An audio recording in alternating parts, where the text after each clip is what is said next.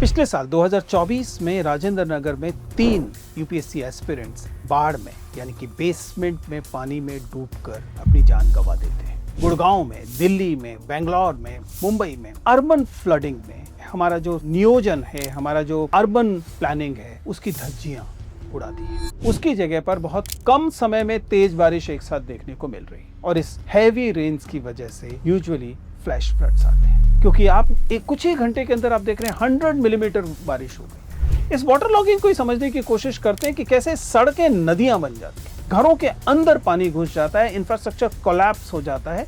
एक ऐसा अपार्टमेंट जो 100 करोड़ रुपए का बिकता है, वह उस बाढ़ के बीच में, उस पानी के बीच भरा हुआ है जो पानी निकलने को राजी नहीं। गुड़गांव में पाया गया कि 45% ड्रेन वर ब्लॉक्ड।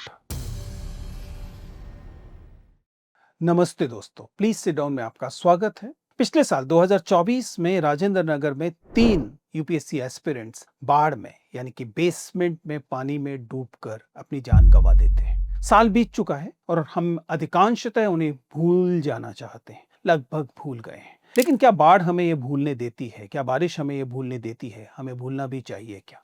इस वर्ष भी 2025 में हमने देखा कि बड़े बड़े शहरों में, गुड़गांव में, दिल्ली में, बेंगलोर में, मुंबई में अर्बन फ्लडिंग ने हमारा जो नियोजन है, हमारा जो अर्बन प्लानिंग है, उसकी धज्जियां उड़ा दी है।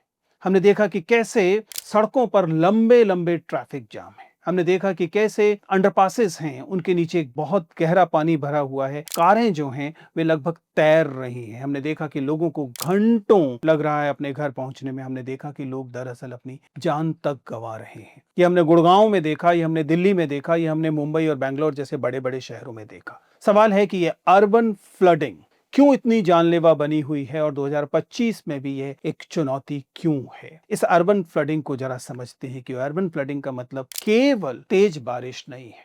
कई सारे कॉम्प्लेक्स रीजंस मिलकर दुनिया भर में, केवल भारत में ऐसा नहीं हो रहा, कोई दूसरे देशों में भी ऐसा हो रहा है। अर्बन फ्लडिंग की ये जो प्रक्रिया है, उसे समझने के लिए हमें इस कॉम्प्लेक्स चीज को समझना पड़ेगा। आज हम यही करने की कोशिश करने वाले हैं, क्योंकि इससे करोड़ों लोगों की जिंदगी प्रभावित हो रही है, करोड़ों वर्किंग आवर्स इससे प्रभावित हो रहे हैं। जाहिर है कि एक वजह तो हैवी रेन्स है ही, क्योंकि हम जानते हैं कि क्लाइमेट चेंज हो रहा है, जिसकी वजह से बहुत तेज बारिश देखने को मिलती है। ये तेज बारिश जरूरी नहीं है कि कुल मिलाकर साल भर में बारिश कितनी हुई उसमें ज्यादा बदलाव आया, हालांकि उसमें भी ज्यादा बदलाव आ रहा है। लगभग 30% हायर रेनफॉल हमें देखने को मिल रही है। लेकिन उससे भी ज्यादा डरावनी बात यह कि अधिकांश तेज बारिश जैसे पहले स्टैगर्ड होती थी, थोड़ी थोड़ी थोड़ी थोड़ी पूरे बरसात के सीजन में होती थी, उसकी जगह पर बहुत कम समय में तेज बारिश एक साथ देखने को मिल रही है। और इस हैवी रेन्स की वजह से यूजुअली फ्लैश फ्लड्स आते हैं, क्योंकि आप कुछ ही घंटे के अंदर आप देख रहे हैं 100 मिलीमीटर बारिश हो गई। अब ये 100 मिलीमीटर बारिश स्वाभाविक है कि बहुत तेजी से पानी को भर देगी और उस समय पानी के निकासी की गुंजाइश नहीं बने। इसमें जो शहरी वजहें हैं वे अपनी जगह पर हैं, एनवायरमेंट में जो बदलाव आ रहा है वह अपनी जगह पर है। क्योंकि ध्यान रखिएगा कि ये जो अर्बन फ्लडिंग है सिर्फ यही अर्बन रीजन से नहीं हो रही है, बल्कि सच्चाई ये है कि अगर आप उत्तरकाशी की धराली को देखें, अगर आप केदारनाथ की बाढ़ को देखें, तो उसकी वजह भी अर्बन है। ये जो पहाड़ी लोग हैं, जो ग्रामीण लोग हैं, उनकी वजह से उत्तराखंड में और हिमाचल में बाढ़ें नहीं आ रही। हम शहरी लोगों की वजह से, क्योंकि हमें सुविधाएं चाहिए, हमें चौड़े हाईवेज चाहिए, हमें वहां पर सुविधाजनक होटल्स चाहिए, रिजॉर्ट्स चाहिए, इस कारण वहां पर उस किस्म का डेवलपमेंट देखने को मिलता है, जो डेवलपमेंट छोटे नालों और नदियों के रास्ते में हो रहा होता है, जो पानी की निकासी को बंद कर रहा होता है, जो वेस्ट डिस्पोजल है वो इन जगहों पर इकट्ठा कर रहा होता है। और जाहिर है कि एनवायरमेंटली फ्रेजाइल जगहों पर इस तरह का डेवलपमेंट अंततः धरालियों की वजह बनता है, केदारनाथ की त्रासदियों की वजह बनता है। तो पहाड़ों पर भी, एनवायरमेंटली फ्रेजाइल जगहों पर भी जो कुछ चीजें हो रही हैं उसकी वजह भी अर्बन है। और जाहिर है कि अर्बन सेटलमेंट्स हैं गुड़गांव की, दिल्ली की, वहां पर तो यह हो ही अर्बन वजहों से रहा है। इस वाटर लॉगिंग को समझने की कोशिश करते हैं कि कैसे सड़कें नदियां बन जाती हैं, घरों के अंदर पानी घुस जाता है, इंफ्रास्ट्रक्चर कोलैप्स हो जाता है। और ये गुड़गांव का साल दर साल हर बारिश में होने वाला, दरअसल हर सीजन में 20 बार ऐसा हो रहा है और लगातार होता है। इससे ट्रैफिक जो है उसमें स्वाभाविक तौर पे एक तरह का पैरालिसिस देखने को मिलता है। अगर NH-48 को देखें, जो गुड़गांव का मुख्य हाईवे है, वहां पर इस बार तो 20-25 किलोमीटर लंबा ट्रैफिक जाम दिखाई दे रहा था। लोगों को 4-4, 5-5 किलोमीटर कवर करने में 7-7 घंटे, 6-6 घंटे लग रहे हैं। अभी भी आजकल ऐसा हो रहा है।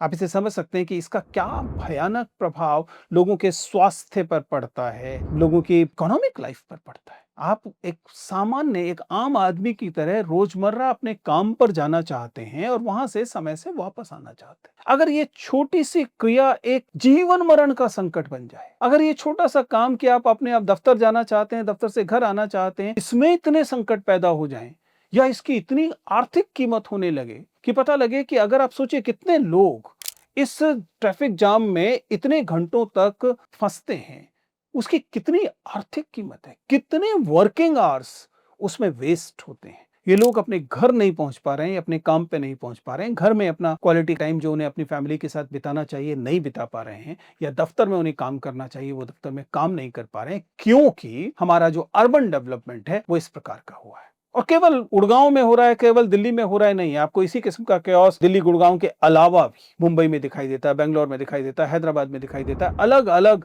बड़े शहरों में ये देखने को मिलता है। इसकी वजह से लोग प्रोटेस्ट के लिए उतरते हैं। सोशल मीडिया पर लगातार आप देखेंगे कि गुड़गांव फ्लड्स तो लगभग सालाना हैशटैग हो गया है, हैशटैग गुड़गांव फ्लड्स। तो एक बार सर्च करके देखिए इंटरनेट पर, ट्विटर पर और दूसरी जगहों पर, आपको समझ में आएगा कि हैशटैग उसके कितने, इस थ्रेड पर कितने ज्यादा ट्वीट्स हैं लगातार। जिसका मतलब है कि सोशल मीडिया पे भी लोग बात करने की कोशिश करते हैं और बार बार सिस्टमिक फेलियर्स की बात बताई जाती है। देखिए, दो तरफा फेलियर है। पहला, एनवायरमेंट बदल रहा है, उसके हिसाब से हमारा इंफ्रास्ट्रक्चर तैयार नहीं है। दूसरा, हमारे इंफ्रास्ट्रक्चर में जो चीजें पहले से थी प्राकृतिक तौर पर इन चीजों को हैंडल करने के लिए, मतलब गुड़गांव और दिल्ली में कितनी सारी वाटर बॉडीज थी, कितनी सारी झीलें थी, तालाब थे। ये तालाब बरसात में भरते थे और उसके बाद इस पानी को सक कर लिया करते थे, और इससे जो पानी का टेबल था नीचे से वो ऊपर जाता था, पानी का संकट दूर होता था और स्वाभाविक है कि बाढ़ पे नियंत्रण रहता था। आपने इन तमाम वाटर बॉडीज को समतल कर दिया, उनको भराव कर दिया और उन पर बड़ी बड़ी ऊंची ऊंची बिल्डिंग्स बना दी। ऐसा देखने को मिला कि 100 करोड़ रुपए से ज्यादा का घर है, एक अपार्टमेंट की कीमत 100 करोड़ से ज्यादा है, और उस अपार्टमेंट का अगर आप इस समय ड्रोन इमेज लें तो वह बाढ़ में डूबा हुआ है। एक ऐसा अपार्टमेंट जो 100 करोड़ रुपए का बिकता है, वह उस बाढ़ के बीच में, उस पानी के बीच भरा हुआ है जो पानी निकलने को राजी नहीं। हमने नेचुरल रिजर्वॉयर्स जो हैं उनको दबा दिया कंक्रीट के नीचे, क्योंकि कंक्रीट सुंदर दिखाई देता है, कंक्रीट सुंदर दिखाई देता है, लेकिन वो आपको इस आपदा से बचा नहीं सकता। एक दो नहीं, ऐसे 90 क्रिटिकल पॉइंट्स देखे गए हैं गुड़गांव में, जो पिछले सालों में पानी को रिचार्ज करने की बॉडी की जगह बाढ़ की जगह बन गए। Then obviously the concept of poor drainage. हमारे यहाँ शहर बनते पहले हैं और उनकी ड्रेनेज की व्यवस्था बाद में होती है।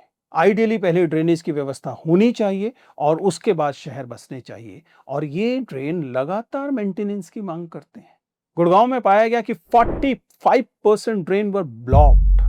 अगर 45% ड्रेन ब्लॉक्ड है तो वो पानी कहां जाएगा? वो सड़कों पर आएगा और आपकी सड़कों को नदी बना देगा।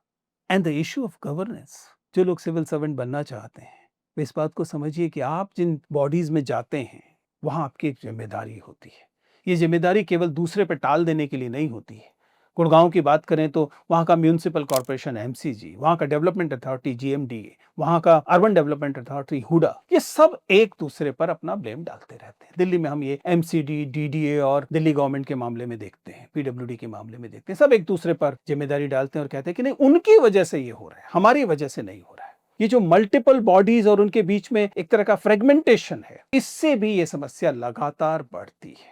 और इसलिए यह जरूरत है दो तरह से। पहली बात, हम इस बात को समझें कि प्रकृति आपकी गुलाम नहीं है, उसके साथ छेड़खानी बंद की जाए, और ये जो क्लाइमेट चेंज है, ये जो जलवायु परिवर्तन है, इसे गंभीरता से लिया जाए। ये बाद में टालने की चीज नहीं है। इसकी कीमत केवल उन छोटे छोटे द्वीप वाले देशों को नहीं चुकानी है जिनके डूब जाने का संकट, उन्हें तो खैर चुकानी ही है, लेकिन इसकी कीमत हर किसी को चुकानी है। प्राकृतिक आपदाओं की आर्थिक कीमत भी बहुत ज्यादा है, देश बर्बाद हो जाएंगे और उस कीमत को नहीं चुका पाएंगे।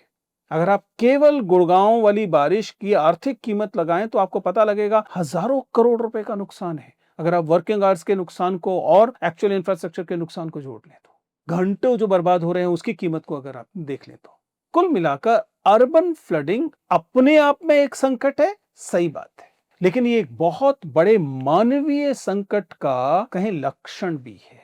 ये दरअसल दिखाता है कि हमने जलवायु परिवर्तन को गंभीरता से नहीं लिया, हमने नगर नियोजन को गंभीरता से नहीं लिया, हमने लोगों की सुविधाओं को, लोगों की जान की कीमत को गंभीरता से नहीं लिया और अब स्थिति ये है कि एक ब्रोकन सिस्टम है, एक लगभग कोलैप्सिंग सिस्टम है जो लोगों की जिंदगी को और खतरे में डाल रहा है। दुर्भाग्य से यहाँ पर भी जो लोग अपनी जान गंवाते हैं, उनमें से अधिकांश लोग उन संकट की वजह नहीं होते हैं जिस संकट की वजह से उन्हें जान गंवानी पड़ती है। आम गरीब व्यक्ति, क्योंकि जो संपन्न लोग हैं वे अपने लिए सुविधा, अपने लिए सुरक्षा का इंतजाम कर लेते हैं, लेकिन आम गरीब व्यक्ति जिसे वास्तव में उन्हीं सड़कों पर, उन्हीं खुले मैनहोलों, उन्हीं बहते हुए गहरे नालों के बराबर से अपनी साइकिल लेके जाना पड़ता है, उन्हें इसकी कीमत ज्यादा चुकानी पड़ती है। आई एम श्योर कि आपके पास भी इस बार की बारिश को लेकर कुछ कहानियां होंगी।